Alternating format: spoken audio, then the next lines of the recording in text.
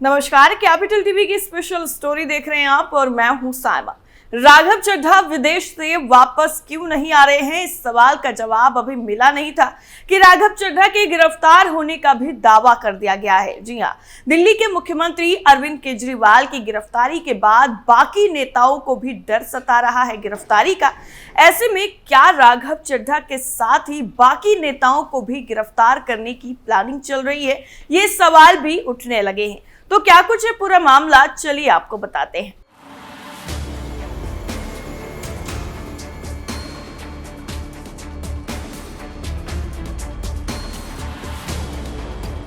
दिल्ली के सीएम अरविंद केजरीवाल की गिरफ्तारी के बाद से ही सियासी हंगामा मचा हुआ है और केजरीवाल जेल से सरकार चलाने का दावा भी कर रहे हैं। लेकिन ऐसे में जब अरविंद केजरीवाल तिहाड़ जेल में हैं, तो वहीं दूसरी तरफ आम आदमी पार्टी की नेता और दिल्ली सरकार में मंत्री आतिशी ने एक प्रेस कॉन्फ्रेंस करके बड़ा दावा कर दिया।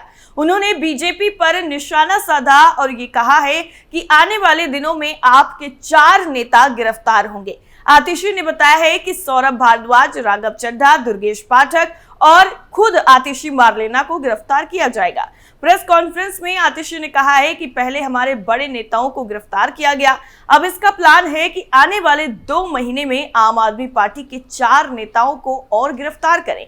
इतना ही नहीं, आतिशी ने कहा है कि मुझे बताया गया है कि अगर 1 महीने में बीजेपी ज्वाइन नहीं की तो ईडी गिरफ्तार कर लेगी। कल शाम को मैंने ट्वीट करके बताया था कि बहुत ही सनसनीखेज खबर आपके सामने रखूंगी, लेकिन मैं यहाँ पर यह बताना चाहती हूँ कि बीजेपी ने मेरे बहुत ही करीबी व्यक्ति के जरिए बीजेपी ज्वाइन करने के लिए कहा गया है। यानी आतिशी ने यह कहा है कि उन्हें बीजेपी से ऑफर मिला है। आतिशी ने कहा कि जनप्रतिनिधि कानून कहता है कि जब तक सजा ना हो इस्तीफा नहीं देना होगा। उनके पास पूरा बहुमत है, अगर वो इस्तीफा देते तो बीजेपी के लिए एक एसओपी हो जाएगा, तो वो कहीं भी किसी भी मुख्यमंत्री को गिरफ्तार कर सकते हैं और ये कह सकते हैं कि संवैधानिक संकट हो गया, इसलिए राष्ट्रपति शासन लगा दो। आतिशी यहीं पर नहीं रुकती हैं, वो आगे कहती हैं कि ईडी को पूछताछ करनी थी तो 11 दिनों तक पूछताछ कर ली, फिर कल न्यायिक हिरासत में क्यों भेजा? क्योंकि अरविंद केजरीवाल को चुनावों से दूर रखना था। मंत्री आतिशी ने कहा कि बीजेपी को लग रहा है कि पहले के 4 नेताओं को गिरफ्तार करने से काम नहीं चलेगा और 4 नेताओं को गिरफ्तार किया जाएगा। मुझे बताया गया है कि मेरे निजी आवास और रिश्तेदारों के घर पर रेड डाली जाएगी, लेकिन हम डरने वाले नहीं हैं। इस देश को, संविधान को बचाने के लिए हम आखिरी दम तक लड़ते रहेंगे। आतिशी आगे कहती हैं कि ईडी ने कोर्ट में सौरभ भारद्वाज और मेरा नाम लिया गया तो उस बयान पर आधारित है जो क्योंकि 1.5 साल से एजेंसी के पास है, ईडी और सीबीआई की चार्जशीट में है। ये नाम इसलिए लिए गए क्योंकि अरविंद केजरीवाल और मनीष सिसोदिया की गिरफ्तारी से काम नहीं बना। इतना ही नहीं, आतिशी ने यह भी कहा है कि विपक्षी गठबंधन इंडिया की रामलीला मैदान में हुई रैली की सफलता से बीजेपी घबरा गई है और उसे एहसास हो गया है कि दिल्ली के मुख्यमंत्री अरविंद केजरीवाल को जेल भेजने से आपका विघटन नहीं होगा। ईडी ने केजरीवाल को दिल्ली आबकारी नीति से जुड़े धनशोधन के एक मामले में 21 मार्च को गिरफ्तार किया था और कोर्ट ने उन्हें 15 अप्रैल तक न्यायिक हिरासत में भेज दिया है। आपने बीजेपी पर आरोप लगाया है कि वो उसके विधायकों को अपनी पार्टी में मिलाकर और आम आदमी पार्टी को तोड़कर दिल्ली में राष्ट्रपति शासन लागू करना चाहती है। वहीं दूसरी तरफ दिल्ली के मुख्यमंत्री अरविंद केजरीवाल न्यायिक हिरासत में है। अरविंद केजरीवाल को प्रवर्तन निदेशालय ने जब 21 मार्च को गिरफ्तार किया था तो उसके बाद से कई तरह के सवाल उठने लगे और सबसे ज्यादा जो सवाल है वो राघव चड्ढा को लेकर ही उठे हैं कि आखिर राघव चड्ढा आ क्यों नहीं रहे हैं।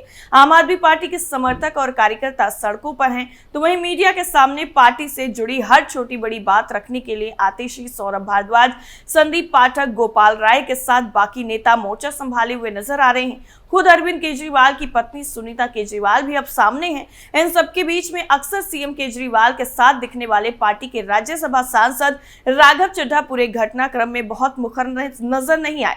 हालांकि वो सोशल मीडिया पर कुछ वक्त में सक्रिय हो जाते हैं, लेकिन पार्टी पर आए दिन बड़े संकट के दौर में उनका राजधानी दिल्ली में ना होना लोगों के मन में संदेह पैदा कर रहा है।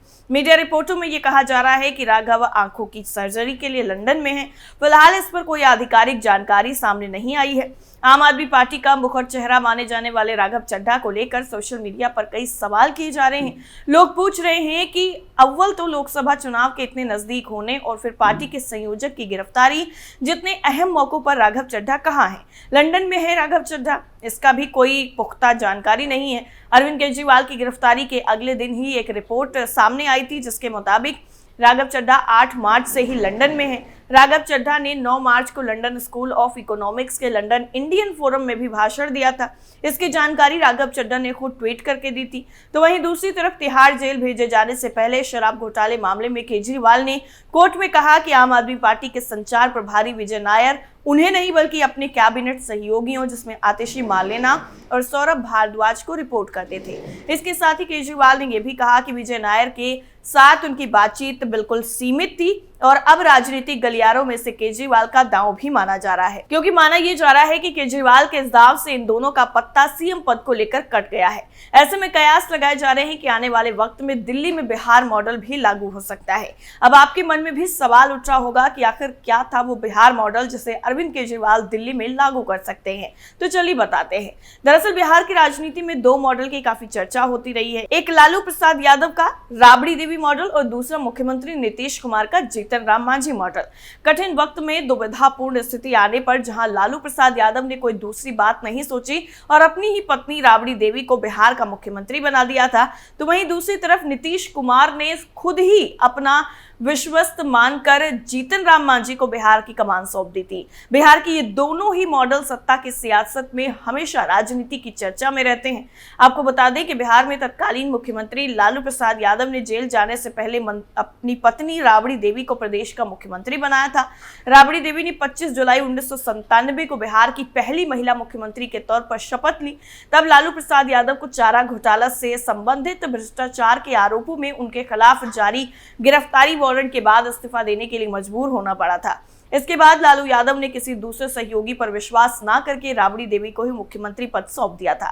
राबड़ी देवी साल 2005 तक राज्य पर शासन करती रहीं और बिहार का शासन अपरोक्ष रूप से लालू प्रसाद यादव के ही हाथों में रहा। दरअसल अरविंद केजरीवाल के सामने भी बिहार के 2 मॉडल हैं जिन्होंने दुविधा पैदा कर दी है। एक है बिहार का जीतन राम मांझी मॉडल और दूसरा है राबड़ी देवी मॉडल जिसका जिक्र मैं कर चुकी हूँ। इनमें चुनाव करना केजरीवाल के लिए कठिन होता जा रहा है। जब बिहार में राबड़ी देवी मॉडल लागू हुआ था तब के दौर में बिहार में जो परिस्थिति थी वर्तमान में दिल्ली में और अरविंद केजरीवाल की स्थिति से लगभग मिलती जुलती ही थी। अब कहा यह जा रहा है कि केजरीवाल इस मॉडल पर आगे बढ़ सकते हैं और पत्नी सुनीता केजरीवाल को प्रदेश की कमान भी सौंप सकते हैं। हालांकि आपको बता दें कि कालांतर में मांझी मॉडल में नीतीश कुमार खुद को ठगा हुआ बताते रहे हैं। दरअसल साल 2014 के लोकसभा चुनाव में जब जदयू की करारी शिकस्त हुई तो नीतीश कुमार ने मुख्यमंत्री पद से इस्तीफा दे दिया और जदयू के वरिष्ठ नेता और अपने विश्वस्त जीतन राम मांझी को बिहार का मुख्यमंत्री पद सौंप दिया। लेकिन बाद के दौर में उनका अनुभव अच्छा नहीं रहा क्योंकि मांझी पर आरोप लगने लगा कि वो नीतीश कुमार की बात भी नहीं सुनते थे। जल्द ही जब जीतन राम मांझी ने अपने तेवर दिखाए तो नीतीश कुमार को भी अपना फैसला बदलना पड़ा और मांझी की जगह फिर से खुद सीएम बन गए। इस दौरान मांझी को हटाने में उन्हें काफी ज्यादा जद्दोजहद भी करनी पड़ी थी। जीतन राम मांझी ने 20 मई 2014 से 20 फरवरी 2015 तक बिहार के 23वें मुख्यमंत्री के रूप में कार्य किया था। ऐसे में अरविंद केजरीवाल के सामने आतिशी मार्लेना और सौरभ भारद्वाज नाम के 2 चेहरे थे जो कि मांझी मॉडल पर लागू हो सकते थे। लेकिन जिस तरह से केजरीवाल ने शराब घोटाले के मामले में आतिशी और सौरभ भारद्वाज का भी नाम ले लिया, इससे यही लगता है कि केजरीवाल कुछ और प्लानिंग पर काम कर रहे हैं। राजनीति के जानकारों का मानना है कि जिस तरह से आम आदमी पार्टी में शांति भूषण, प्रशांत भूषण, कुमार विश्वास और योगेंद्र यादव जैसे नेताओं को अरविंद केजरीवाल ने किनारे कर दिया और पार्टी से बाहर का रास्ता दिखाया, ऐसे में केजरीवाल आतिशी या सौरभ पर भरोसा करेंगे ये मानना थोड़ा कठिन है। वहीं केजरीवाल के सामने दूसरा मॉडल राबड़ी देवी का है जिसके तहत वो अपनी पत्नी सुनीता केजरीवाल को ही सत्ता सौंप सकते हैं। लेकिन केजरीवाल के लिए पत्नी सुनीता केजरीवाल को सत्ता सौंपना भी कम कठिन नहीं है। अरविंद केजरीवाल अगर अपनी पत्नी को सत्ता सौंपते हैं तो उन पर भी परिवारवाद का आरोप लगेगा जो अरविंद अरविंद केजरीवाल खुद बिल्कुल नहीं चाहेंगे।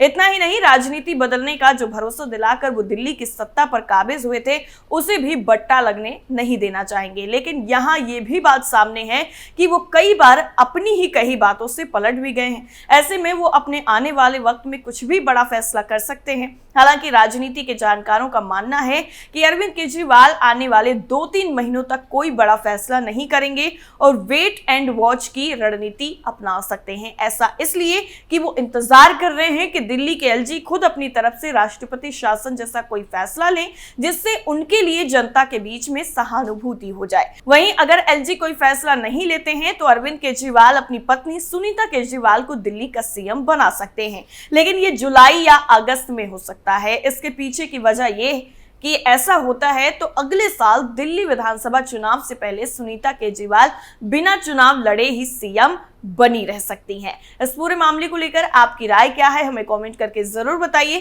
फिलहाल के लिए इतना ही। बाकी खबरों के लिए आप जुड़े रहिए कैपिटल टीवी के साथ। नमस्कार।